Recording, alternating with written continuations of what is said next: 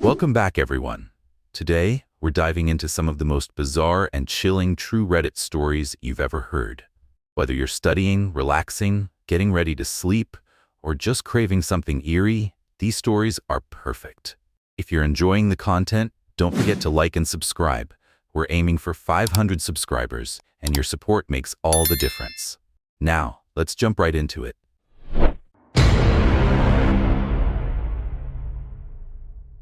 Before I tell my tale, you need some context. When I was young, my family were heavily Christian, making me spend my Sundays at service and Wednesdays at youth group. I am not religious now, but those years instilled an awareness of the paranatural in me. As I grew up, I became more independent and rebellious, leading me to seek out forms of psychedelic spiritual enlightenment. It just so happened that I deemed that a priority over having a place to stay. As a young adult hooligan, living in a small farm town in the middle of the Willamette Valley, there weren't a lot of opportunities for kids my age. You either partook in substances, worked in the wine industry, or got involved in the numerous cults around. It was about 10 p.m., and as my friend and I were bumming smokes from patrons behind the local bar. There were about 5 people, my friend and I excluded. We were all a tad bit tipsy, sharing tales and shooting the crap, when a man walked out that I had never seen before. He was about 5.5 feet tall with odd proportions, donning a burly mustache that did not fit his face. He wore a cowboy hat 2 sizes too big, a leather jacket over a plain white tank top, leather pants and boots to finish off his outfit. He kind of just stood there, trying to be a part of the group, yet excluded through some metaphysical divide. After about 10 minutes of loitering, he started talking. He mentioned it was his birthday, and referred to himself as the birthday boy. On and on, he would only talk about how it was his birthday, that he needed a cigarette because it was his birthday, that someone should buy him a drink for his birthday. I'm pretty sure it was his birthday. 30 minutes passed, and the patrons slowly started filtering out until it was just the birthday boy, my friend, and I. He asked us if we knew where any abandoned buildings were, and if we could take him to one. I was already unnerved, but at this point my entire being was screaming at me to get away from him, like a switch had flipped, and I could feel some sort of evil intention radiating from him. I gave some sort of vague direction of a non-existent building and told him goodbye. He asked me if I would take him there and celebrate his birthday with him and that he had gifts for us. I told him no, as I needed to make it to a friend's house to go to sleep. He told me, and I quote, "I'll see you again, Noah," and gave a huge inhuman grin. He then proceeded to sprint backwards for about 30 feet, yes, backwards, spin around, and run in the direction I gave him. I looked at my friend and we both started running in the opposite direction, cutting through side streets and jumping a couple fences. We ended up making it to my friend's house and making it inside. About 20 minutes pass, we are chilling inside and smoking, and I hear someone singing "Happy Birthday to You." I peek out the window, and it's the fucking birthday boy. I don't know how he found us, but he paced up and down the street for an hour or two until he gave up and sprinted away. I never saw the birthday boy again, but he'll never forget his parting sound.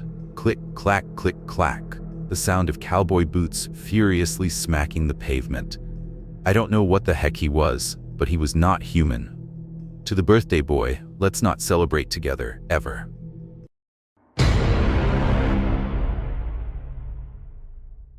I work as a content moderator for a major social media platform.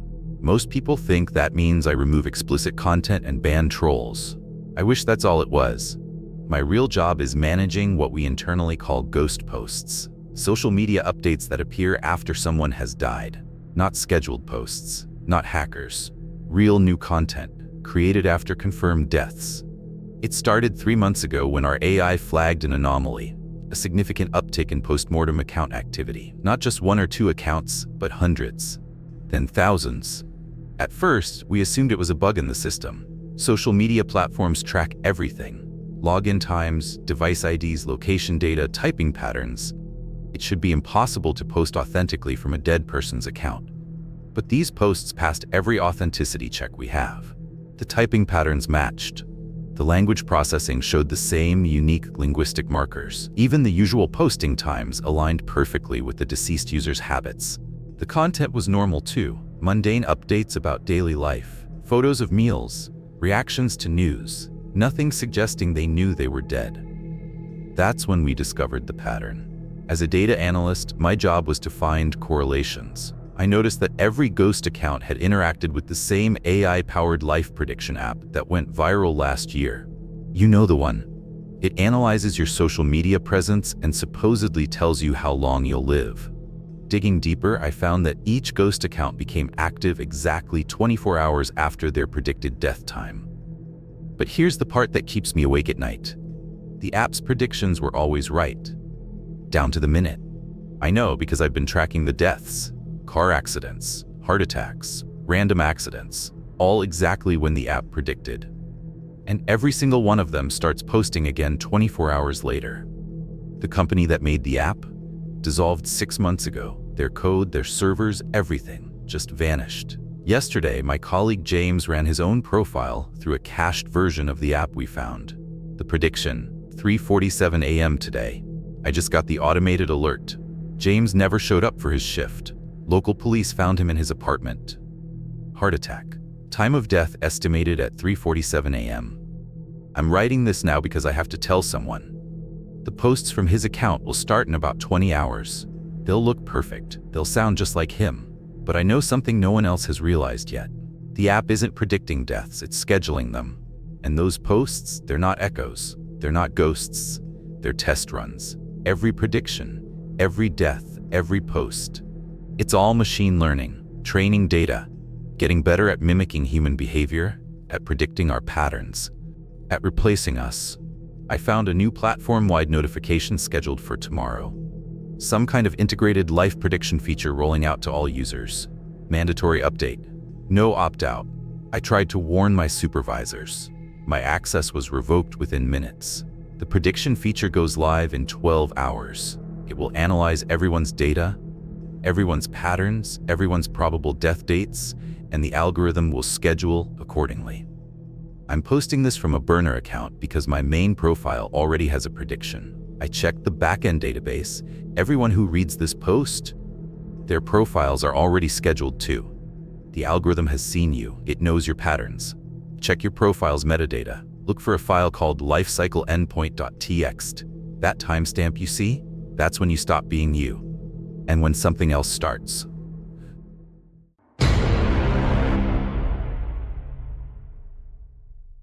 He's gone. I startle awake, elbow forcefully jamming into Chris's side as I steal him from his sleep.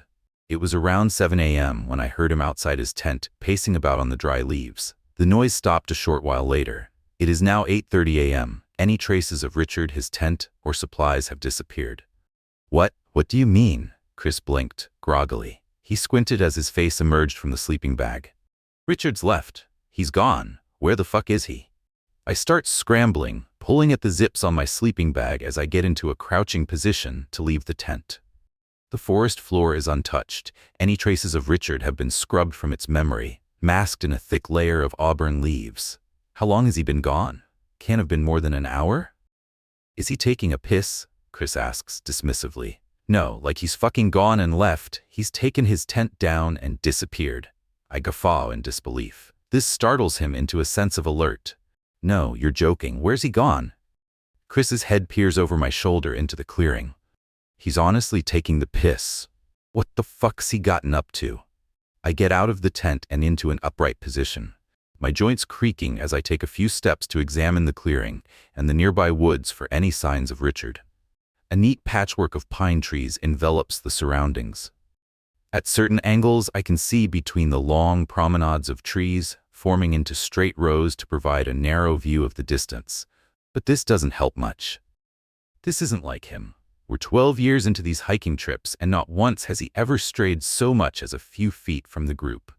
We are all very much team players and rely on group consensus for any important decisions.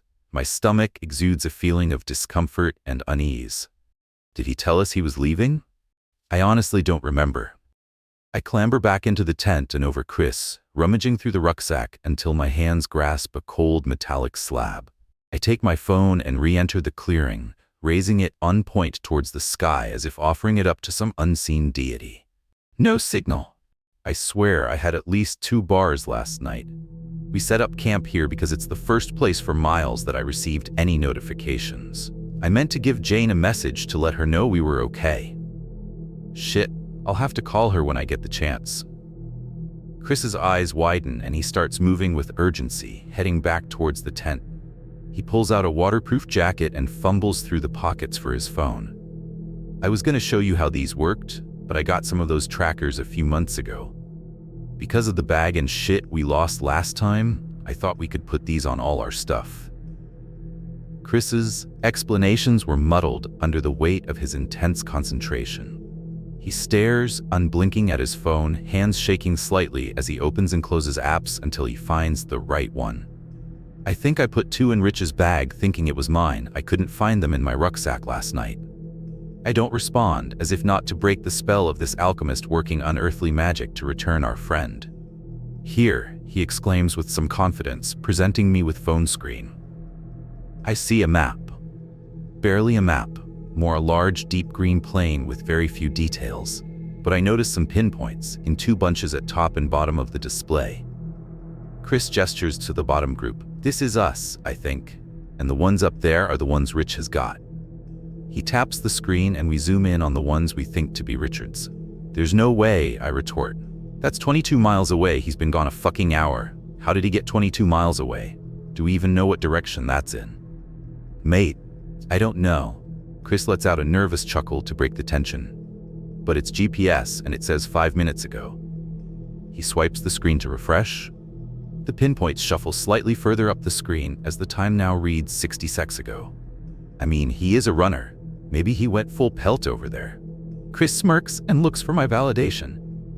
That's insane, I spit back, exasperated. He can't have gone that far. That's fucking ridiculous. Did someone give him a lift?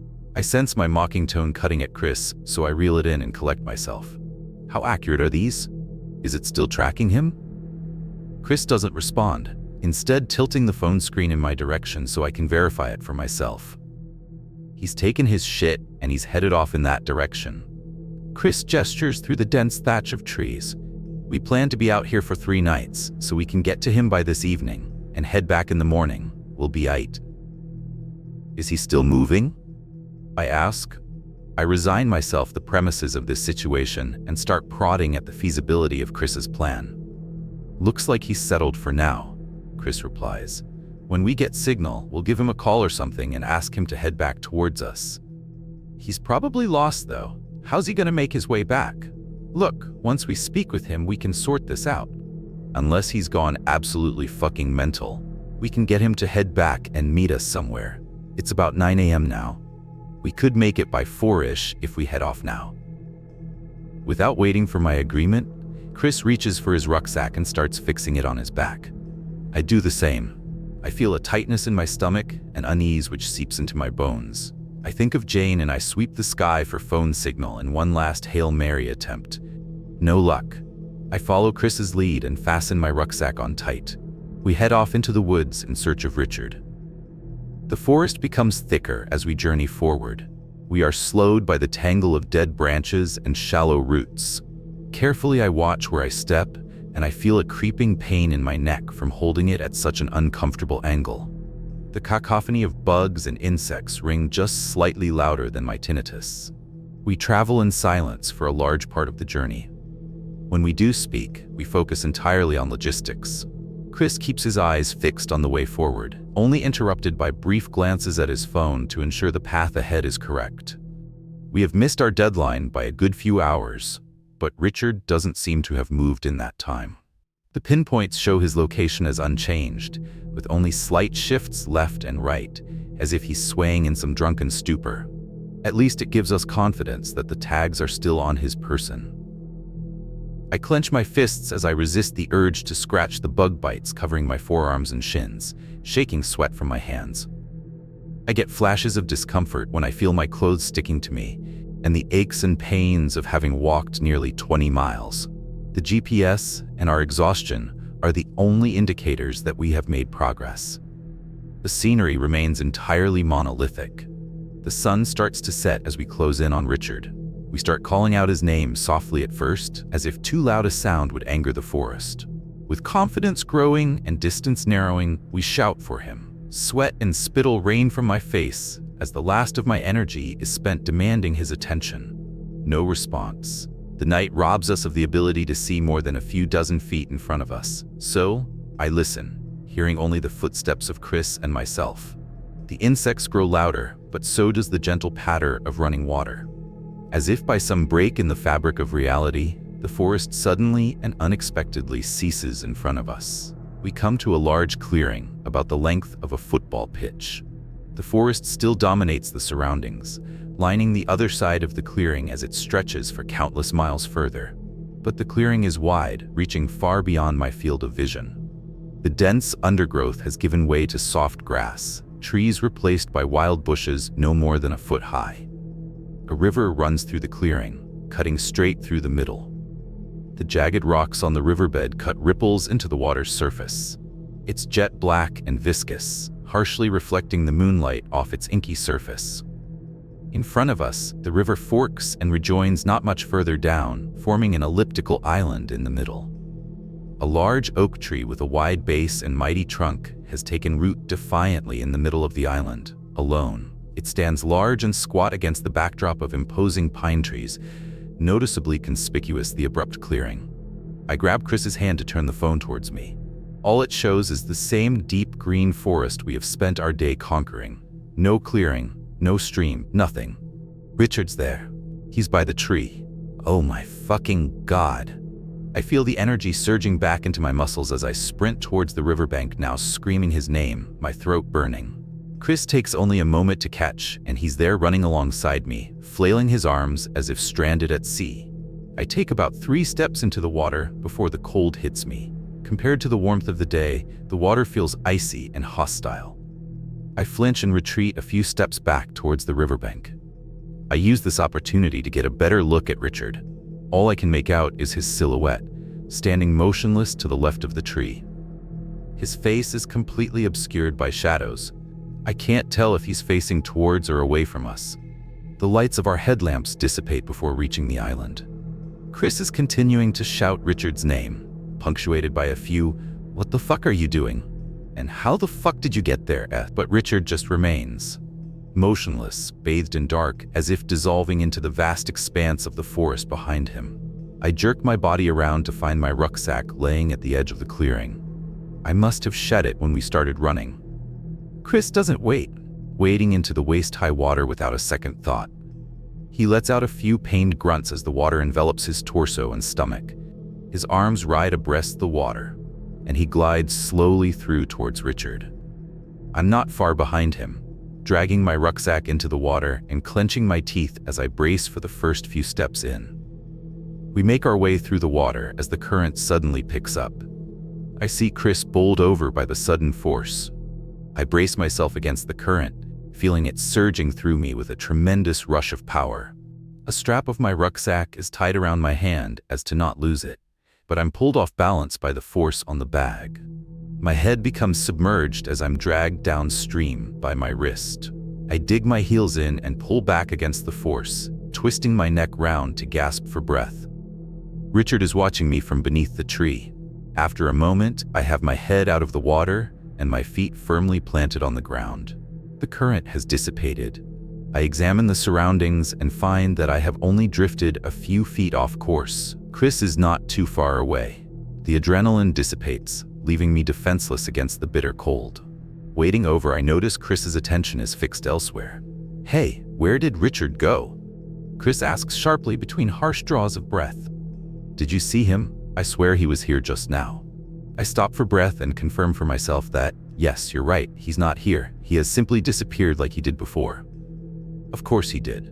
I don't even flinch at these embers of hope slipping through my fingers. I just focus on pulling myself towards the island. We reach the slight stretch of land, now uninhabited. My bones slowly defrost from the water, teeth chattering. I click my headlamp on to confirm. No footprints, no disturbance of any kind. The river returns to a quiet trickle of water. This is fucked. Where the fuck are we? Chris panics, pulling his phone out his pocket and shaking off water droplets. I can't feel my bloody fingers, he moans as he locks himself out. I release his phone from his grip to wipe the remaining water off on the grass and punch in his passcode. It's here. Where's the bag? I search frantically, looking for a rucksack or a coat or something scattered on the ground. The phone says the trackers are still here, even if Richard is not. Where the fuck has he gone? Chris whispers harshly for my attention, as if not to catch the attention of a nearby predator. His eyes are red and watery in the torchlight. I cannot give him any answers. That could not have been him. That was not fucking him. We're fucked. Still, I remain silent. I push that pit in my stomach deep down, back into hell. Instead, I reach for my phone and raise it aloft. Still nothing. Fuck's sake. Nothing has come through in the past day. No one knows where we are. We've only been gone a day and a half. Jane is still at the cabin and is not expecting us back until at least Monday evening. We're 22 miles off track and one man down. Our reputation for disappearing for days at a time has proven to be a sore irony. Right, I assert with all the authority I can muster. Let's cut our losses, get the fuck away from here, and set up camp somewhere. We'll head back as far as we can tomorrow, and if I get any phone signal, I'll call for a rescue team or something. I attempt to instill a confidence in Chris, which is not particularly well-founded. There's no signal anywhere. This place isn't even on the fucking map. Like I said, we're leaving here. We're not staying. We'll set up camp about a mile away and we should get back just all right. I spit with righteous indignation. But we can't just leave Rich. Like we can't just leave him lost out here. He's fucking somewhere, right? Chris pleads with an uncharacteristic meekness. Well, that's his own fucking fault, isn't it? The comment lingers in the air, stinging my mouth with its vitriol. We wait in silence for a moment before I turn to head back. My torch catches the base of the tree. I turn back to illuminate the trunk, where I scan upwards towards the top, resting about head height. I stare at the carvings etched into the wood. Carefully sculpted are angular geometric shapes, in rows running from top to bottom. I graze my fingers along them, recognizing them to be Norse runes. Up and down, they have been carefully transcribed. I rub my fingertips together, examining the deep red coating they've been gifted. The metallic smell confirms that it is blood. I examine the tree again, and the entire face of the trunk has been haphazardly smeared in the same deep red. A sense of realization washes over me. This must be why Richard brought us here. Chris shuffles over, his blind panic now subsiding into a sense of calm. I know it. These are symbols of protection. They bring fortune and good luck to those who happen upon them. Chris eyes them up and down in silence. We both breathe calmness into our lungs. I retrieve my rucksack from the riverbed and carefully dig through it. I unsheath a kitchen knife and bring it back to the tree. Scanning the bark for any signs of instruction, I rub more blood onto my fingers and examine it closely. It appears that the blood fixes a connection of some kind between the donor and the runes, endowing the traveler with good omens. Chris, unspeaking, presents me with his palm. I look to him for approval before firmly pressing into it and slicing through the center, just above his thumb and across his heart line. He doesn't react. I present mine to him and do the same, digging in to ensure a decent amount of blood. A sense of warmth grows from my hand, up my forearm and into my body. I inhale deeply and hold the moment in my mind. Taking his hand with mine, we press them together, squeezing them with my other hand to strengthen the bond. We both reach for the tree and smear our own deep red paint over the runes. I scan over the markings again and recognize some of them. Protection, love, good health. Yes, this is what we need. We are out here, in the apathy and brutality of wilderness. These omens will protect us from whatever is lurking. Chris is smiling with his eyes. He knows it just like I do. I reach over and caress his face, smearing a line of blood across his forehead. I turn to study the runes. One calls out to me with an aura of love, Algis, protection. Of course. I clutch the knife and raise it to his forehead, delicately but decisively carving the rune into his skin. He doesn't flinch, holding the same euphoric expression, but now grinning ear to ear. The job only takes a moment, and once finished, I wipe the drops of blood across his face and cheeks. I pass him the knife and lean forward in excited anticipation. He carves Sewello, sun, into my forehead. Pure ecstasy. We are both overcome with awe at our good fortune. Richard has led us here to bring us out of the forests and into the light, back to our friends and family, waiting for us with open arms. I feel the ground vibrate, shifting beneath our feet. We startle and step back. The ground gives way to a hole at the base of the tree. We pause for a moment as I peer into the newly formed chasm. It has opened up a tunnel into the earth, fit for man, stretching deep into blackness, curving underneath the tree and out of sight. Chris is staring deep into me. We share an unspoken knowledge of what we must do. Chris once again presents me with his hand, face up towards the blackened sky. I rest it in mine and press the knife down into the first joint of his forefinger. It snaps with a satisfying cleanness. Chris stares at his palm with quiet solemnity. I move to the next finger and repeat the process. Crack. Just as pure as the first. One by one, each finger is severed at the first joint. I coddle the severed pieces in my hand with the care of rosary beads. He leans forward, eyes closed, as I gently place one of them in his mouth. The rest are tossed down the hole with a quiet murmur of prayer. He shuts his lips tight and holds it there, savoring the sensation in deep meditation. Chris opens his eyes to take me in one final time. We share a look of knowing. His features betray the joy he is hiding. He is truly at peace.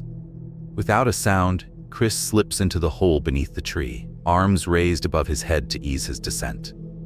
He vanishes into the abyss below without a single word. I remain on the overworld, now truly alone. I raise my hand in the same ritual fashion and bring a knife to my forefinger and begin pressing down. A pain shoots through me, not from my hand but my face. I stagger backwards and clutch my jaw with both hands, dropping the knife. Tears rush down my cheeks as my facial muscles convulse. I've been screaming for a long time. My throat is red hot, torn to shreds. I look at my hands, I look at the tree, I look at the hole. I kneel over it on all fours and scream with all the strength I can muster. Chris, Chris, I wail with a hoarseness that betrays my sheer panic. I shoot up to my feet and whip my head around to catch a sign of anything watching. The forest lies silent. Scrambling with reckless urgency, I head for water and start paddling. The cold is irrelevant in the face of the pain coursing through my face and hands. I pull the water past me and clamber for the riverbed. I don't dare turn back to face what may be waiting for me. Instead, I head back into the forest and running faster than I ever thought capable of. The wind brings me back around before the aching of my limbs sets in. I startle awake, fully clothed, sprawled out at the base of a tree. Dense forest surrounds me. The sun peers through the canopy as morning sets in. Frantically patting my pockets, I feel for my phone and nothing else. The woods are silent, no insects, no footsteps, just the faint sound of wind brushing past my ears. I let out a guttural, full-bodied scream for what feels like hours. Nothing. I can taste dryness in my mouth, but that discomfort pales in comparison to the ruthless beating the rest of my body is reeling from. Before my mind can begin processing it, my body starts moving. I'm pulled out of my fatigue by a primal thirst for survival. Stumbling through the forest, I push against the tree trunks to steady my balance and propel me forwards. I don't know where I'm going. Thoughts of Chris and Richard hammer at the door of my mind as uninvited guests, demanding an audience. Their images don't bring me tears, but stress. I need to help myself first, then I can help them. Licking my wounds out in the arse end of nowhere isn't going to bring a rescue party. I swipe my thumb over the jagged shards of my phone screen and enter the passcode. I open maps and hold it arm's length in front of me, squinting into the dimmed light for a glimpse of my lifeline. No signal, but GPS is working fine. Deep green smear enveloping face of the phone, no details whatsoever. Fine. Whatever. I can tell north from south like a tit from an arse now. I swivel on my heels, face southeast, and keep walking. After I'm not sure how long, I find myself led to another clearing. The scenery breaks as abruptly as before, but now I'm high up on a cliffside. Probably about 100-200 feet below me is a sheer drop. An uninviting tangle of stone and fate beckons from the base of the cliff. From there, the forest wrestles back control and sprawls endlessly in every direction beyond the horizon. Tears of stress concentrate in my eyes. Where the fuck did this come from? The forest has been nothing but a flat, uninterrupted plain for the entire trip, and now I'm standing a few hundred feet in the air. I've not seen a single hill this entire trip. What the fuck is this? I pause to collect myself and decide on the play. Like the river, the cliff face stretches for miles on each end, a fault line in the earth splitting the world into two halves. This is the way forward. The map proves aggravatingly useless, yet again at providing me with routes or alternatives or anything fucking helpful in the slightest. My heart jumps and I almost drop the phone down the cliffside. The vibration sends tremors up my arm and my entire body into alert. Jane is calling. I stare dumbly at the screen for a beyond reasonable length of time. No emotions penetrate the fortress of my concentration as I raise the phone to my ear. "Ed?" she asks sheepishly. "Honey? Oh my God, I am so glad to hear your voice." Relief washes over me as her voice lights a warm glow of hope. "Where the fuck have you gone?" Her fury is palpable. The brief flicker of hope has been extinguished and my soul hollowed out. I've been worrying non-stop for the past 3 nights. Becky is worried. The kids are worried. "Is Chris with you? What the fuck were you thinking?" I gasp to interrupt, but Jane only builds momentum. "You left in the dead of night, 2 in the fucking morning. I called the police. They've been searching for the past 2 days. What the fuck do I tell the kids?" A headache burns from my forehead as I stammer a response to stem the tide of anger and accusation. "We went hiking. It wasn't..." "No fucking shit, you went hiking. You took everything. Where have the kitchen knives gone?" Becky was crying. "The kids are terrified." "What the fuck are you doing?" My jaw hangs agape, defenseless against the pain of her scorn. I don't know, I'm sorry, but we lost Richard. He went off, and we had to." "Who the fuck is Richard?" she screams, her volume reaching a fever pitch. I have to pull the phone away from my ear. "What the fuck are you talking about? Who is Richard?" I start to feel faint and stagger backwards, clutching at my stomach as I resist the urge to throw up. He came with us on the trip and we lost him and we went to find him, but Chris..." I breathlessly scramble for an explanation. "What? Who is this? How the fuck did you end up in the middle of the forest with some random stranger? Where is Chris? Is he with you?" "No, he's gone, Jane screams in complete hysteria. "What do you mean he's gone? What's happening?" My hands are trembling and my mind is vacant. "Me and Chris and Richard, we were camping and we were looking for, he got lost in the woods, so we started looking because the phone just, please." My voice trails off as I hear sobbing down the other end of the phone. Jane's anger has subsided into meek, desperate pleading for answers. "Ed, where are you? Can you tell me where you are? We're lost. I'm lost. I don't know where Chris is." At this point, I am spent. All I need is the confirmation of my worst suspicions. Me, Richard, and Chris left on Friday afternoon and walked about 10 miles into the forest and set up camp. I enunciate each of the details for my own sake as much as hers. It feels like a lie told to myself over and over until I'm convinced it's truth. "Ed, you're really scaring me. Who is Richard?" "We don't know a Richard. We're in the middle of nowhere. How did you meet him?" I fall silent at the weight of this question. I hang up, message my location, and put the phone down. I'm lost. Truly and definitively lost. For how long now I do not know. The tethers of reality I clung to have only served to drag me further in. I sit in silt and mud, reeling in the weight of the conversation. I've been lost for a long while. How many of us were there? How many of us were there ever on these trips? Was it 3 or just 2 or 4 or 7.5? Could there have been loads of us in a naked orgy for all I know? Or was I just wanking myself off in the wilderness for a long weekend? Richard and I were groomsmen for Chris and Becky's wedding. We were at university together. He had been out with us every fucking year since we started hiking. What the fuck was she on about? I sit with these thoughts for a while and come to no conclusions. Hugging my knees to my chest, the stress boils over into floods of tears. I wipe my face, gaze at the beauty of the forest. From this vantage point, the true might of nature is at full display. Shades of green and black stand defiantly against the amber and gold of the setting sun. A perfect balance of all life, endless space and creation. From here I am gliding over it, stealing a view reserved only for the birds and the gods. I drift through the next few hours like a ghost amongst the living. The sun has long since set, and seeing anything more than a few feet away is impossible now. Not that it matters really. I tread, arms outstretched, stumbling through the overgrowth, feeling my way through the trees. There's nothing left but to move. Even the wind has ceased caressing my ears with its soft whistling. The silence engulfs me in its firm embrace. Keep going. I tread aimlessly through the forest, with only the faintest memory or care for directions. Keep going. Go on, lad, keep moving. That's it. Steady on. You're almost there. You're on the way home, lad. I can feel it in the distance. You're doing it. You're going. Oh my God, you're gonna get home. Bravo, my son. Keep pushing. Keep pushing. You're almost there.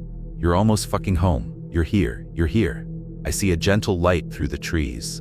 A red hue bathes the far side of the trees and long streaks of overgrowth. Like a moth, I single-mindedly fall towards it, transfixed. It grows brighter, but I don't squint. In the forest, nestled in a small clearing, no more than a few meters wide, is Richard's tent. The soft torchlight glows from inside, dyed a warm red by its canvas walls, illuminating in all directions the blackness of the forest. It sits peacefully amongst the trees, a promise of comfort in a hostile world. Home. I glide towards the tent, my feet no longer burdened by the traps and snares of the forest floor. My hand strokes the canvas, dispensing fragments of dried blood along its side. I inhale the warmth into my lungs. Crouching down, I reach around the left-hand side of the tent and gently tug on the zipper. It softly purrs as I trace the semicircle of the opening. The canvas door falls away and grants me entry. Everything in here is Richard's, neatly folded and arranged around the floor of the tent. LED lights emit a soft glow, twisted around the tent poles and suspended in the air like fireflies. Richard's books and glasses sit patiently to the right of the tent, next to a flask of coffee and a cigarette. This is a man whom I understand with all my being. 2 sleeping bags lay neatly in the center. Chris is there, sleeping soundly on the floor. A soft happiness fills my body. Chris' chest isn't rising, but he looks peaceful. His eyes are closed, and a satisfied grin decorates his face. I lean closer towards him. He smells wonderful. His hands feel cold to the touch as I rub the stubs of his fingers. Facing away, I lay down next to him, curling into a slight fetal position to allow him to spoon my body. I snuggle my back into his chest as to warm him with my life. Footsteps, emerging from the forest, move towards the tent, and a shadow appears against the canvas. It stretches high up the walls, either impossibly large or uncomfortably close. It begins circling us, with the crackling of dry leaves announcing every step. The shadow is joined by a second, entering into the parade around the tent. They clap and click in quiet rhythm. Slow and soft at first, the sound swells with confidence as another pair of hands join the ensemble. The shadows are accompanied by yet another, which begins murmuring under its breath, clicking in counterpoint to the rest. I lay there in Chris's embrace, watching in quiet contemplation as the performance unfolds. This rhythmic cacophony grows as drums, claps, snaps, shouts, and jeers form a rich tapestry of celebration outside. The shuffling of feet creates viscous white noise as at least a dozen bodies circle the tent. They all chant in unison a song, an ancient song. It spins me into a psychedelic ecstasy as I mouth the words along with them, failing to produce any sound. I lie there unblinking as a pool of spit forms on the ground beneath my mouth. Chris reaches over to my shoulder and wraps his arm around me. I warm his flesh with my love for all things. My eyes close as I become one with this moment. The tent unzips and I feel something pulling at the floor. It steps inside and I am greeted with warm understanding throughout my body. Saying nothing, seeing nothing. I know it is Richard. My chest raises unevenly as I draw breath with excitement. He lays down in front of me and I hold him, trembling, the same way Chris is holding me. From the way he feels, I can tell he is longer, but I don't open my eyes. The crowd grows louder in frenetic jubilation. I feel the heat emanating from Richard and his moisture coats my face, hands, and clothes. We lay here together in the center of this world. This is truly the home I was seeking. I need no sound, no sight, no feeling. Just the knowledge that I will be held here in this space, entwined in the friendship of my greatest companions. forever. Alright folks, that's all for today. Thanks for sticking around to the end. If you enjoyed these bizarre Reddit stories, don't forget to give the video a like and subscribe to the channel. We're so close to hitting our goal of 500 subscribers, and I'd love for you to be part of this amazing community. Let me know in the comments which story gave you chills. And as always, stay safe and take care. I'll see you in the next one.